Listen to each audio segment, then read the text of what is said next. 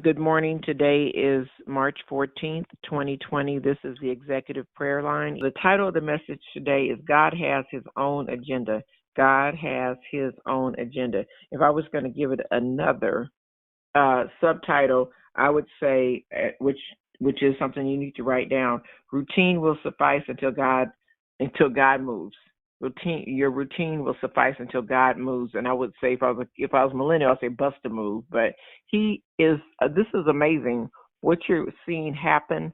If you look at and I would classify this as like a mass, miraculous, unbelievable move of God. If you step back and see how in all our humanity we place so much importance on physical capitalism, all kind of things we place so much importance on until God just clears his throat and all that stuff can stop in an instant.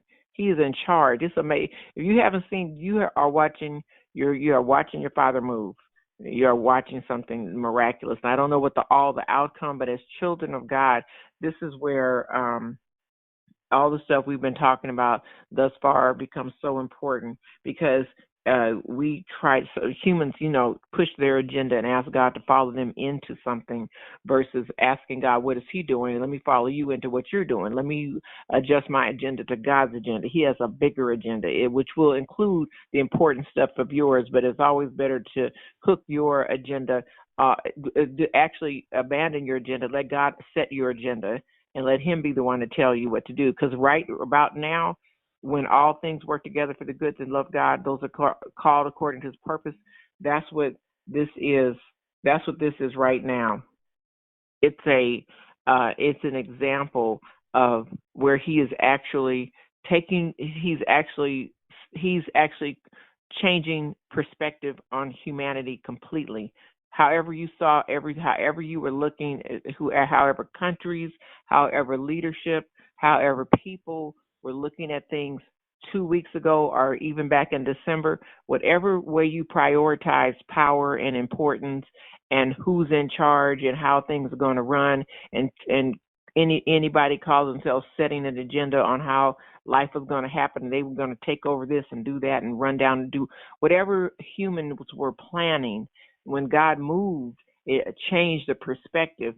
The world has changed, and we don't see things like we saw them before, because at the end of the day, our bodies, our minds, everything in the earth realm, God is in control of it, and he can touch us humans, everything, in a way that we cannot, that will cause you to pay attention to what he's doing. So those that know the Lord, those that are in touch, and I'm not talking religion, I'm talking about people that are in touch with the movement of God, can feel the presence of God, movement of God, and align themselves with that, to see the opportunity in terms of God is moving. He moved, not people moved. He moved, because there are places where humans can't control human factors. We can respond, but we're not in control. He is utterly in control, literally, of everything that happens. So the wonderful thing is that as children of God, you just have to hear and align yourself up, because he will literally tell you. This is so much like that situation where there was a kingdom, and they said, and there was I don't know the prophet's name, but he said, by the day's end, you'll be able to buy a loaf of bread for a penny. And it wasn't a penny, it was another currency. You'll be able to buy a loaf of bread. And then it seemed impossible. And there was a gatekeeper, and I'm not sure of his name, but I'm just giving you the scenario. We have to look the story up. But there were some lepers outside the city that said, we're going to die anyway. Let's walk to the enemy's camp and ask for food. And as they walked to the enemy's camp, the Lord magnified the sound of their feet, and the people that were in the camp thought there was an entire army coming, and they abandoned their camp. And in the midst of them abandoning their camp, there literally was everything: food, money, that everything was there. And the lepers let the people in the city know that there's food and there's everything you need is right here. And that was miraculous. That was unforeseen, miraculous opportunity. So right now, in the earth realm, We just need to listen to what God is telling us. But I can assure you, this obviously is not man-made, but it is an opportunity where God is shifting and moving things around, and everybody globally is now aware that there are forces beyond what you can, this pencil and paper, your computer system, your bank accounts, your whatever. There's things beyond that you have to, and those that know God know how to reach Him, asking. But there's some people that don't know, like I was mentioning in China and different places where they've blocked out God. They don't even know how to get to an answer. But those that know God, everybody's kind of like, amazingly enough, the people of God are kind of peaceful, actually saying, see, this you can go from the bigger ministries all the way down to the individuals. There's a move, you can feel God is doing something, and you're not even upset, you're not even stressed out about it. You are like watching and anticipating what is He actually doing. So for us, the children of God, just like that, when He says, when I make a way, go through it. When I open the door, go through it. When I tell you what to do, go through it. He's setting supernatural agendas right now. Things are shifting. He's opening a way so that some people can get through. Things can start to happen. This is a shift, a move. Okay, let me say this. You know how you have those kaleidoscopes are just, let's do this. You know how you have let's say you have a board or something, and there's something happening on top of the board, like a chessboard, checkerboard, or whatever. All those pieces moving around make sense until the person that's really in charge is the one that's holding the board. If they change the board, all the values and everything changes on top of the board. So we operate on top because we only have control. Humans only have control of very limited access to very limited amount of things. You can't control the wind. You can't control the direction. You can't control anything, but you are in moderate control of what's on top of operating inside of the system. But when the system changes, who's really in charge becomes apparent. It's not you. So that's where we are now. And the thing is, what is God doing? Not what I want to do, try to put things back like they were. What is the I am that I am saying, or what is He doing? Let's tune in to what He's doing, because we have been talking all the way up to this point about breakthrough, blessings. We've been talking about all that for the last several weeks. And what is He doing? Opportunities. And when I say that, I don't mean it in a bad way. I mean opportunities for people to realize that God is in control. This is opportunities for people to come to the Lord, to hear. Just plenty of opportunities for people to say, I'm not in charge. You're not in charge. The presence of God, what is He doing? And then now people want to pray. Now they want to talk. I was hearing Vivian saying, Vivian, you can come on after and say whatever. I don't know what he said about a national day of prayer, but we should have been praying, not a day of prayer, a season of prayer. We should be praying all the time. Listen. Okay, I'm going to do my own thing. Okay, it's getting a little hot in here. It's getting a little precarious. So let me just toss a day. It says, if my people which are called by my name, if my people all which are called by my name will humble, which is us, and many will humble themselves and pray and seek my face and turn from their wicked ways. He didn't say humble, and I'm not saying that's not good. It's a starting point. He said humble myself and pray. He didn't say pray for a day. What are you doing the other days if this is a national, we should be a nation of prayer, period.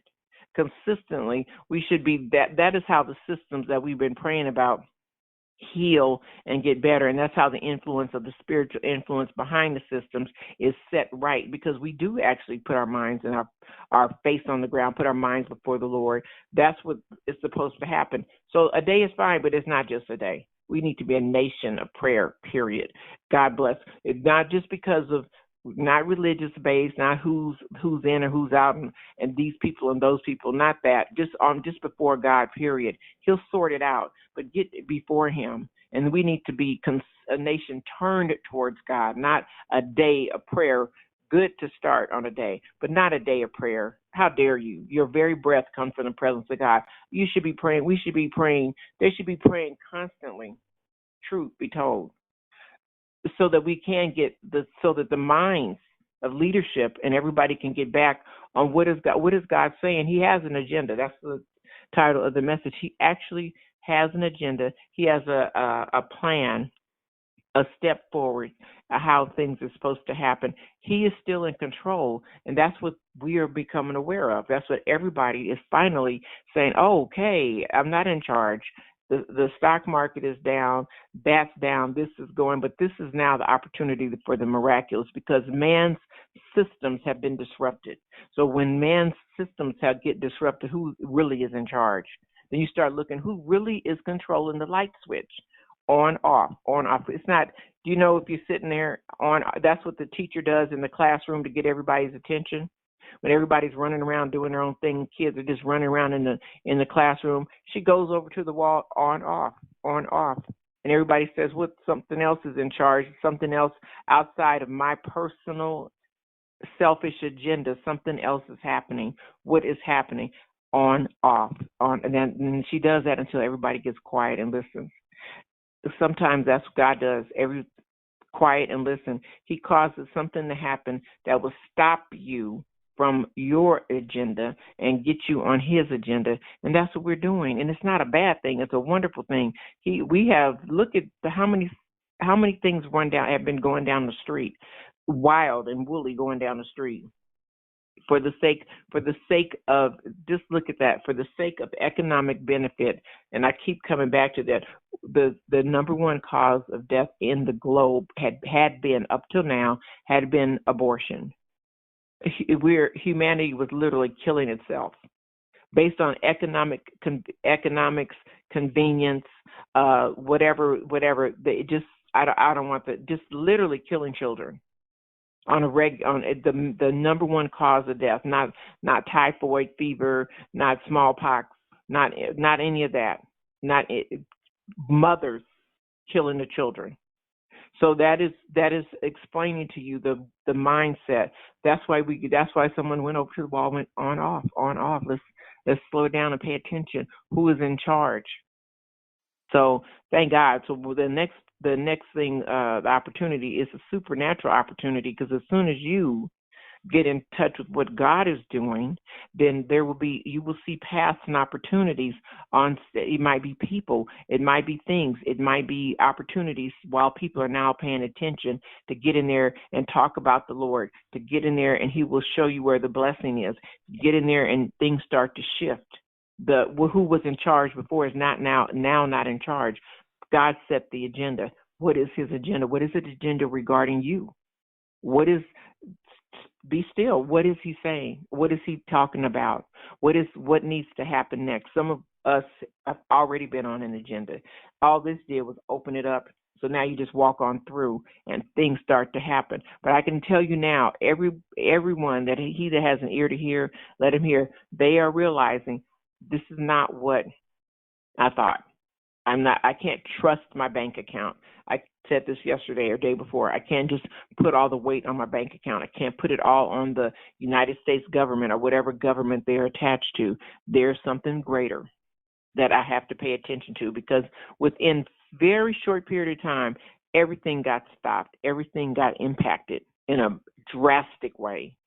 Who would have thought things you have not seen in your lifetime are happening now. And you know what is really good? Because what happens is, when you think you're running stuff, you act a certain way. When you realize you have to answer to something bigger than yourself, it causes individuals, everybody, to reset their agenda, because you now realize, wait a minute, I'm not in charge. What is actually happening? So the blessing is that God does have an agenda. He has a tremendous agenda, and we are children of God in charge, asking him, what am I supposed to be doing? What is the supernatural response? How do I come out of my routine? And when I say routine, going and doing and functioning business as usual, and go into the next realm and say, Lord, what is it that I need to be doing? What is it you called me to do? What am I supposed to be answering to? It's not business as usual anymore. Wonderful. It's a great opportunity. So here we're going on his routine, the big, unbelievable, the big miracles. So, and if you ask, I don't know what everybody else's been getting a sense of, but for me, it's been a sense of, wow, God is it really in charge now, because people are, because when you sit around, and you've seen this all in the Word, when, like Pharaoh, that was another example. How many kings? King Harold, the Pharaoh, all the ones that have been in Egypt that have interfaced with the Bible. There's quite a few. Then all of them have all had a sense of false power. I'm in charge. I can do this thing. And that's the same thing that's been happening in the earth realm. Just wildly going in a direction that God may or may not did not approve of on many situations. And so when He disrupted it, it's going to be, this is like a pause. So as soon as things get back in order, maybe they'll stick. But this is the opportunity, while things are scattered and not quite clear, to get in and to pay attention and ask the Lord, what direction, or what are we praying for? We are praying for the will of God to start being recognized in the nation. Individually, they'll still be Democrat, Republican, in different countries have whatever their political parties, but leadership will be God conscious. They'll start thinking not individually. They'll start thinking what affects what. They'll start thinking it's not all about me. It's not all about just making money. Because if nobody's here to buy the stuff or move the stuff, there's no commerce. There's no economy without people. There's no, the self-destruction, all this thing. Humanity starts looking at each other a little bit differently. We start paying attention to, maybe there is something to this, to the connectivity of who we all are. We start being mindful of seeing things God's way, that we stop thinking of very narrow agendas and start pulling back and say, what is God's agenda? What is He thinking? What does He want us to do? Seeking Him on the decisions, not seeking Him on everything. He really does have an agenda. He really is beyond what we're what we're looking for our own personal, just for our own personal money. So when I'm saying that, I'm saying the if my people scripture that we were talking about before is deeper than that. It is literally, He is utterly, absolutely, profoundly in control. And while, when Jesus was going to Calvary, the leadership then, all the Pharisees and Pontius Pilate, all of them, they felt they were defeating a man. They really felt they were stomping Him in the ground. They were crucifying Him. They spit on Him. They did all this kind of thing. They did all this to Him. He didn't say a word. They felt, from the human perspective, they were beating down a man. They were proving to just be a man. He submitted to that, but at the end, way before He even got to Calvary, He did something else really humbling, but very impactful. He washed the disciples' feet. They should have been washing His. If you look at the outside, He washed their feet. He prayed over each one. He anointed them all. He prayed over them for the next step. He took that. He was humble and took that next step. And then again, it looked like He was debasing Himself, but He wasn't. He was building the foundation of what needed to happen, praying over them, using Himself as the bridge, praying over each one. After He did that, then they went to the Garden of Gethsemane. And He prayed. They fell asleep. He again took the bigger step. He kept praying. He pressed in, and then He did the nevertheless. And then they came. Judas, the one He was washing His feet, he snuck off and sold them out. This is all happening at the same time. He stuck off after He washed all their feet. Judas stuck off and sold them out. And then He's over in the Garden of Gethsemane, and He's praying. And they all fell asleep. He was praying by himself.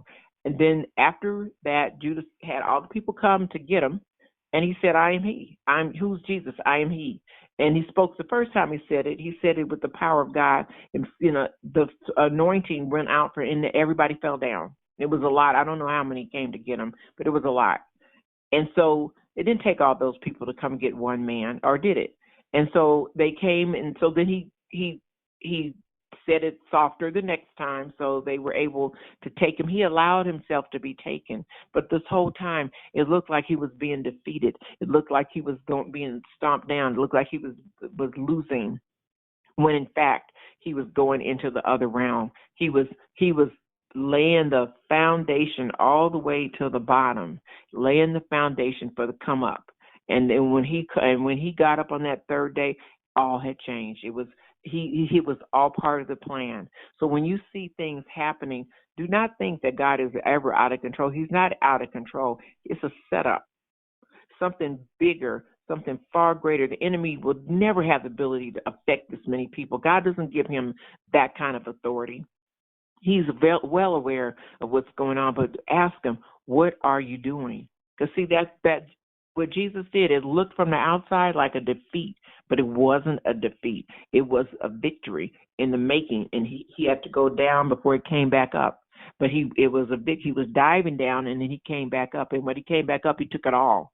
He took everything. I have the keys to hell, to death and hell, all in his hands. He had all of that in his hands when he came back up. What is happening now? Pay attention to what is God doing. This is a big move, and it's a big move happening in the spirit realm, and it's an opportunity for you, saints of God, to come up and ask the Lord, what is your agenda? Because I need to be completely tied into what you're doing, what you're setting up, how you're moving forward. And we are definitely for sure in the last days. I don't know how long the last days will last, but the stuff you're seeing now, this is a first. This might happen a different way further down the road, something else of extreme magnitude, because he's getting your attention. He's getting our attention, letting us know you are not in control. I am in control. God is saying, I am in control. So that is who, not your pocket, not the stock market, not your party, not your buddies, not the whatever it is that the enemy has talked people into acting out or doing. He is letting you know, warning, I'm in control. Pay attention. So I thank God for we're getting ready to read Joshua, but this one, the point here is the word that's here important on these three scriptures is, I'm not on either side. I'm on the Lord's side. And that's what you're supposed to be saying. I'm not on either side. I'm on the Lord's side, because your first identity is a citizen of heaven in the earth realm, but you're already in heaven. You're already a citizen of heaven. You just haven't gone in yet, but you already have rights. You're a citizen in the earth realm. So you're not on either side. You're on God's side. Your big agenda, your big answer to, your big go-to, your big why am I here is in the presence of God. What do you have me to? That's your alliance. That's your allegiance, is to the Lord. So here, when this angel, this is most powerful, one of the most powerful, for me, one of the most powerful statements ever is, I'm not on either side. I'm on the Lord's side. What does the Lord say? That's what David said when he went to run to Goliath. He didn't run away from him. He ran to him in the name of the Lord, without any fear at all. He was without fear. He ran into that situation with Goliath because of his understanding of who God was, and because of his allegiance and his sure-footedness on who God was. He knew who he was. You, in the midst of seeing all this happening, that's your statement. You know who God is. Now, it's just because the earth is, everything's falling to the left and to the right, your footing is sure on the word. You should know who brought you, who got you, who girded you, who you stand for, who you belong to. This thing doesn't shake anything. This is just movement for possibly a pathway through to something way, way bigger. He might be setting the stage for a big, beautiful thing happening in the presence of God and happening with the children of God. We don't know.